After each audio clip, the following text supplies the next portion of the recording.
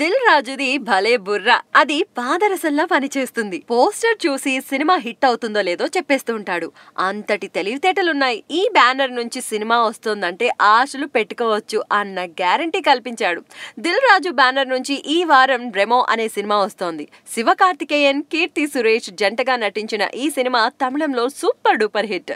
ఈ సినిమాని తెలుగులో దిల్ రాజు విడుదల చేస్తున్నాడు. ఇందులో చెప్పుకోదగిన విషయం ఏమిటంటే ఈ సినిమా కోసం దిల్ రాజు పైసా ఖర్చు పెట్టింది లేదట.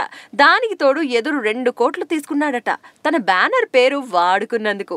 తమిళ నిర్మాతలే ఈ సినిమాని తెలుగులో విడుదల చేస్తున్నారని, ఇందుకోసం దిల్ రాజుకు 2 కోట్లు చెల్లించారని చెబుతున్నారు. అందుకే దిల్ రాజు ఈ సినిమాని తెగ ప్రమోట్ చేస్తున్నాడు.